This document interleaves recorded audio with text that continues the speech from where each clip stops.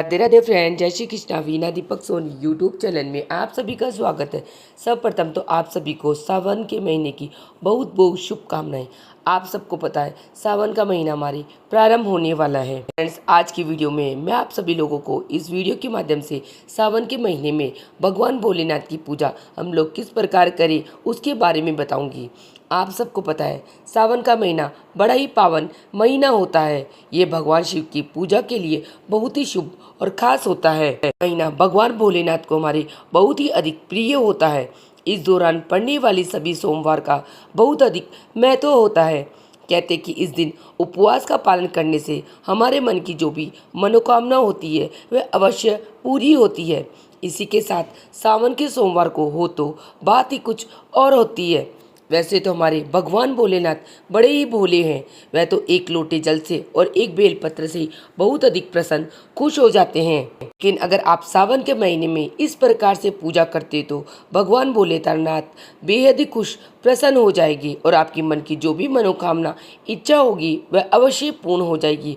बस सब पूर्ण हो जाएगी। मैं आपको सावन के सोमवार में किस प्रकार हम भगवान भोलेनाथ की पूजा करके जिससे हमें भोलेनाथ का आशीर्वाद मिल जाए उस भोलेनाथ का आशीर्वाद मिल जाए उसके बारे में बताती हूँ। तो आप ये पूजा विधि अपने मंदिर में भी कर सकते हो या पास में शिवालय मंदिर जाकर भी आप ये पूजा कर सकते हो। सोमवार की ये पूजा हम घर पर किस प्रकार करेंगे उसके बारे में आप सभी को बताऊंगी। जहाँ पर भी हमें पूजा करनी है सबसे प्रथम तो उस जगह को हम गंगा जल छिड़क के अच्छे से साफ कर लेंगे। उसके बाद में हम एक चौकी लेंगे, चौकी पे पूजा लगाकर करेंगे या आप अपने मंदिर में भी यह पूजा कर सकते हैं। अगर आपके पास शिवलिंग है तो बहुत अच्छी बात है, नहीं तो आप पार्थिव शिवलिंग भी निर्माण करके सावन की सोमवार की पूजा विधि कर सकते हैं। आपको मैंने यहाँ पे चौकी लगा के भगवान महादेव की पूजा की है तो उसके बारे में बताती हूँ। आप सावन के सोमवार में हरा कपड़ा या श्वेत वस्त्र भगवान भोलेनाथ को अत्यधिक प्रिय है तो यहाँ पे आप श्वेत कपड़ा या हरा वस्त्र ले सकते हैं। तो यहाँ जहाँ पे भी आपको चौकी लगानी हो सर्वप्रथम स्वच्छ जल से हम सफाई कर लेंगे। उसके बाद में हम चौकी लगा लेंगे। चौकी के ऊपर हम श्वेत वस्त्र बिछा लेंगे यानी सफ़ेद कपड़ा बिछा लेंगे क्योंकि हमारे भगवान भोलेनाथ को सफ़ेद वस्त्र अत्यधिक प्रिय है। उसके बाद में मैंने बेलपत्र का सिंहासन लगा के भगवान भोलेनाथ की प्रतिमा को विराजमान करो, जिसमें शिव परिवार। आप ये जरूर याद रखना कि जब बेलपत्र रखो शिवलिंग को विराजमान करो उसको दक्षिण दिशा में मुख होना चाहिए। और भगवान भोलेनाथ की पूजा विधि करेंगे हम सावन के सोमवार की तो गणेश जी भगवान प्रतिमा में मिल जाएंगे, इसीलिए हम पूरे समस्त शिव परिवार की पूजा इसी में करेंगे। उसके बाद में हम व्रत का संकल्प करेंगे, भगवान के आगे थोड़ा सा जल लेंगे। आज हे भगवान, आज से मैं सावन के सोमवार व्रत की पूजा विधि घर पे कर रही हूँ, आप मेरी पूजा को स्वीकार करना और निर्विघ्न पूर्ण करना। इस प्रकार संकल्प करने के बाद में हम पूजा विधि प्रारंभ करेंगे। तो सर्वप्रथम भगवान भोलेनाथ को पंचामृत स्नान कराएंगे। भगवान भोलेनाथ को 3 बार स्नान कराने का अत्यधिक महत्व है। तो सर्वप्रथम शुद्ध जल से स्नान कराकर उसमें गंगा जल मिला के भगवान भोलेनाथ को स्नान कराएंगे। तो ओम नमः शिवाय, ओम नमः शिवाय इस मंत्र का उच्चारण करते हुए हम भगवान भोलेनाथ को नीचे स्नान कराएंगे। कहा जाता है कि भगवान भोलेनाथ के शिवलिंग में समस्त शिव परिवार विराजमान होता है। तो सर्वप्रथम गणेश जी के स्थान पर जल चढ़ाएंगे, फिर भगवान कार्तिकेय जी, अशोक सुंदरी, फिर माता के अष्टदल कमल, उसके बाद में भगवान महादेव के शिवलिंग पर जल चढ़ाया जाता है। तो इस प्रकार हम समस्त शिव परिवार को स्नान कराएंगे। तो ओम नमः शिवाय, ओम नमः शिवाय, ओम नमः शिवाय इस मंत्र का उच्चारण करते हुए भगवान महादेव का अभिषेक करेंगे। तो पहले सर्वप्रथम शुद्ध जल से स्नान कराएंगे, फिर हम पंचामृत से स्नान कराएंगे।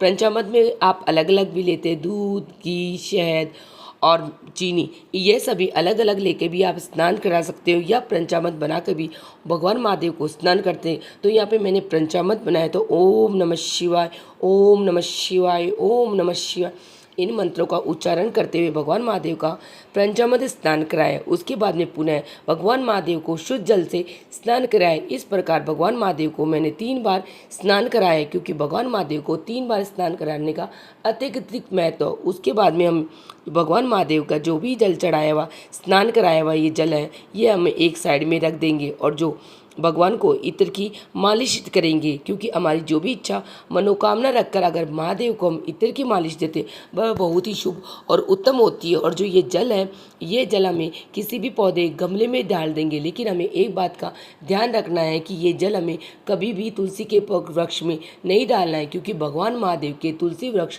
नहीं चढ़ता है। उसके अलावा ये जल आप किसी में भी चढ़ा सकते हैं और पंचामृत स्वरूप आप भगवान का स्नान कराया हुआ जल ग्रहण भी कर सकते हैं। तो ये बढ़िया शुभ और उत्तम होता है। तो यह जल आप अपने घर में छिड़काव भी कर सकते हो, क्योंकि इससे हमारे घर की नेगेटिविटी दूर होती है और पॉजिटिविटी आती है। तो इस जल का आपको यह काम करना है। उसके बाद में हम जो भगवान भोलेनाथ को विराजमान करने के लिए प्लेट लेंगे। यह प्लेट आप किसी किचन में इस्तेमाल नहीं की हो, कुछ भी प्लेट चांदी, पीतल, तांबा किसी की भी ले सकते हैं। उसी के साथ मैंने महादेव से अपनी मनोकामना मांगकर इत्र की मालिश भी की है। उसके बाद में जिस थाली में आप भगवान महादेव को विराजमान करेंगे उसके ऊपर चंदन से ओम बना देंगे। उसके बाद बेलपत्र का सिंहासन लगाकर आपके शिवलिंग का मुख लिंग जलधारी का मुख्य हमेशा दक्षिण दिशा की ओर होना चाहिए। उसके बाद हम भगवान भोलेनाथ को विराजमान कर देंगे। उसके बाद में हम भगवान भोलेनाथ को वस्त्र, कलावा या जनेऊ समर्पित करेंगे।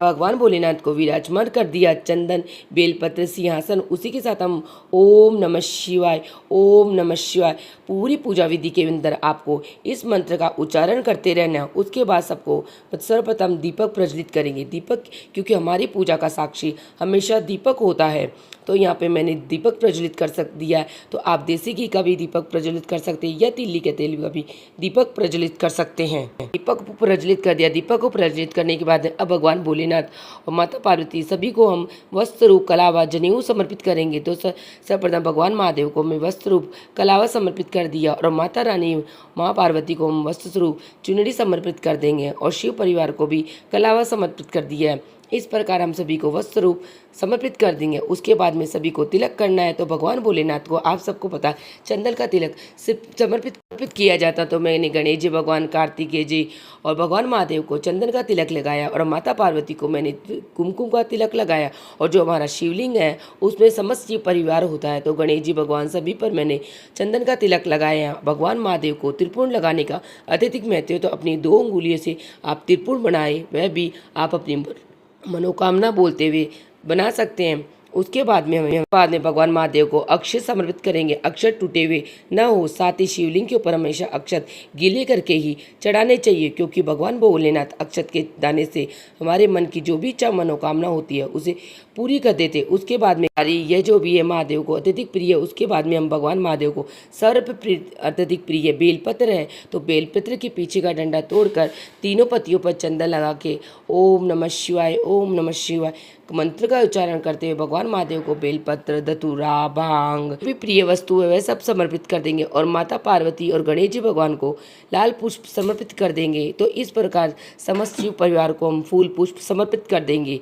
क्योंकि अगर आप लोगों के पास फूल पुष्प नहीं हो तो कोई बात, लेकिन भगवान महादेव को बेलपत्र अत्यधिक प्रिय है, तो आप उन्हें बेलपत्र अवश्य समर्पित करें। तो इस प्रकार हम सभी चीजें भगवान महादेव को समर्पित कर देंगे। प्रतिमा में विराजित माता पार्वती, भगवान महादेव, कार्तिकेय जी, गणेश जी भगवान सभी को भी फूल पुष्प समर्पित कर देंगे। इस प्रकार समस्त शिव परिवार को भी हम फूल पुष्प समर्पित कर देंगे। उसके बाद माता को मैंने लाल पुष्प समर्पित कर दिया। महादेव को श्वेत पुष्प बहुत अत्यधिक पसंद है, श्वेत पुष्प पसंद कर दिया। मदार के पुष्प के पुष्प आप भगवान महादेव को समर्पित कर सकते हैं। और आप सबको बता भगवान महादेव हमारे राम राम की माला का मंत्रों का उच्चारण करते हैं। तो यहाँ पर मैंने राम के पत्ते पर राम लिखकर भगवान महादेव को अपनी इच्छा मनोकामना बोलते हुए समर्पित किया। उसके बाद में हम पूरा, भांग, कनेर के फूल, आपके पास जो भी भगवान महादेव की प्रिय चीज सभी चीजें आप अर्पित कर सकते हो। और नहीं भी हो तो कोई बात नहीं, आप इस पाठ को स्किप कर सकते हो। सिर्फ भगवान भोलेनाथ को बेलपत्र बहुत अत्यधिक पसंद है, तो आप बेलपत्र भी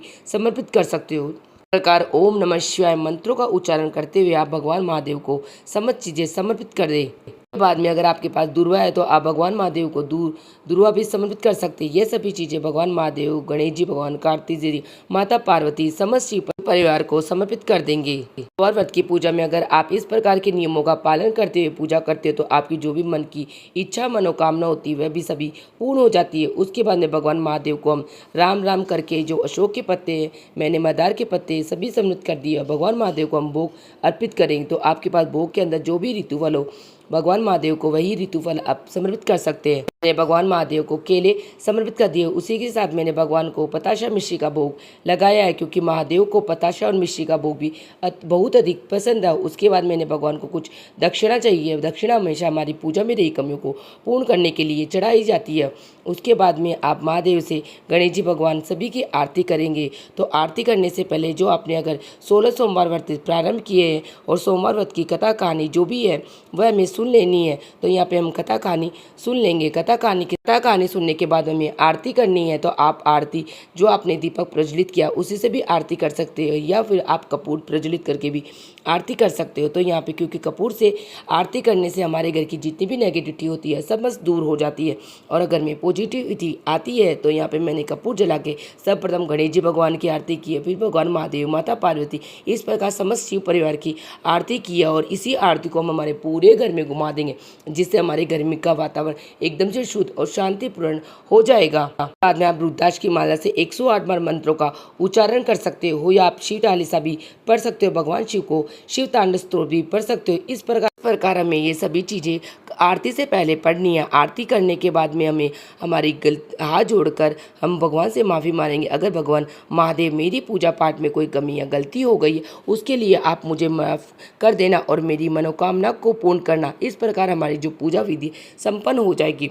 उसके बाद में हमारे सीधे हाथ में थोड़ा सा जल लेकर हमें दिए के ऊपर से 2 बार घुमाकर अपनी पूजा को पूर्ण कर देना है। तो इस प्रकार हमें सोमवार व्रत के अंदर पूजा विधि करनी है। महादेव की आप कथा कहानी के अंदर आप भगवान को हाथ में अपने सीधे हाथ में थोड़े से पुष्प लेकर कथा कहानी सुनिए, और वह पुष्प हम भगवान महादेव के चरणों में समर्पित कर देंगे, और जो जल का लोटा होता है उसे हम सूर्य देव को अर्घ दे देंगे। इस प्रकार हमारी जो पूजा विधि है वह संपन्न हो जाएगी। तो इस प्रकार सावन के सोमवार के दिन आप पूजा विधि घर में सरल तरीके से कर सकते हो। इससे आपकी जो भी इच्छा मनोकामना होती है वह अवश्य पूर्ण हो जाती है। भगवान महादेव भी आपसे प्रसन्न हो जाते हैं। तो आप सबको मेरी पूजा विधि कैसे लगी मुझे कमेंट बॉक्स में हर हर महादेव लिख के जरूर बताना। और मेरा वीडियो आप लोगों के लिए थोड़ा सा भी यूजफुल है तो प्लीज़ वीडियो को लाइक कर लेना, चैनल को सब्सक्राइब कर लेना। फिर मिलेंगे किसी और वीडियो में, तब तक जय श्री कृष्ण, राधे राधे, ओम नमः शिवाय। आप सभी को सावन के महीने की बहुत बहुत शुभकामनाएं। सावन का महीना आप और आपके परिवार के लिए मंगलमय हो, इसी मनोकामना के साथ फिर मिलेंगे किसी और वीडियो में। तब तक जय श्री कृष्ण, राधे राधे।